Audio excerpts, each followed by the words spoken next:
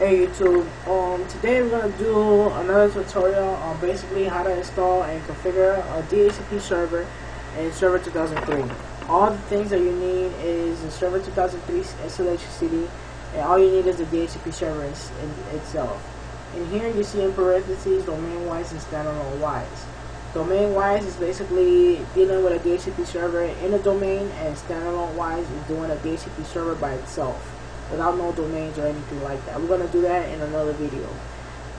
For now, we're going to do this domain wise. So first things first, to get started, we're going to go to start, and we'll go to control panel, add or remove programs, and then we're going to go to add or remove windows and components. Once the wizard pops out, you go all the way down to networking services, select it, click on details, and click on and make sure that DHCP is checked.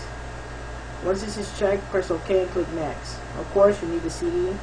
So once the CD runs, it'll basically end up installing the DHCP server, which takes a little while.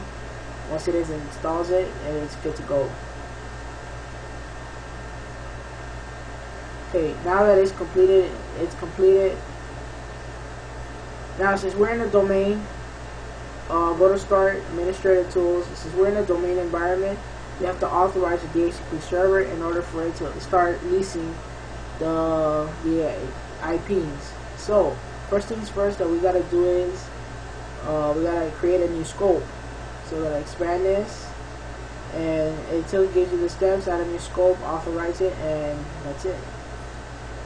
Now we're gonna add a new scope. Right click on your server, click on new scope, and click next. The naming, we're gonna put Microsoft is networks, Microsoft IPs. Really doesn't matter. You don't have to put one if you don't want to. We're gonna use the network of, well, let's use our network, which is 1 to 200.254, and then our length is 8. You can actually end up changing it if you want to. Click next. Wait, what?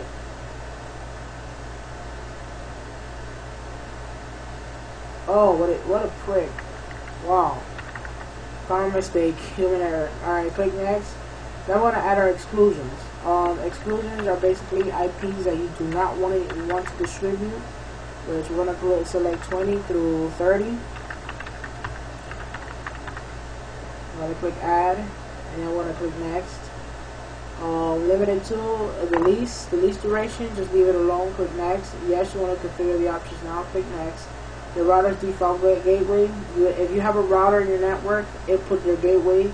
If you don't, in this case, in this tutorial, we don't need one, click next. Basically the domain DNS servers, we added, just 200.5. Click add and click next. Win servers, we don't have win servers, so click next. And yes, you want to activate the choice now, and we're going to click finish. Now that we have created our new scope, now it takes for authorization. Once we authorize the server, we authorize it, wait a couple of moments, press the F5 button on your keyboard, which is refresh, and now that you should see that it's completely active. Now, also in this tutorial, we have a client to basically end up receiving those IPs that we ended up wanting. So we're gonna click on start, and we're gonna go to the command prompt. We're gonna type in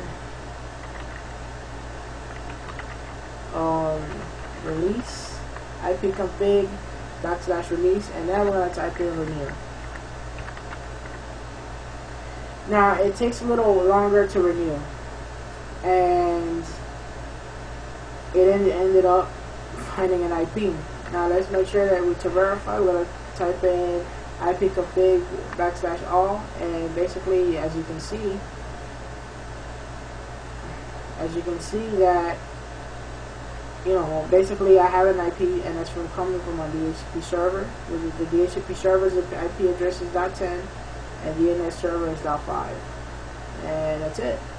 That's how you end up that's why this is a short tutorial on how to end up, creating and installing a DHCP server in a domain-wise environment.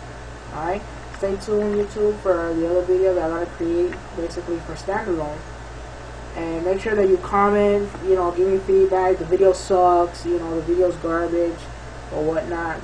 Just let me know, because for a fact is that it's really helpful, because it helps me improve the videos. Alright YouTube, I'm out.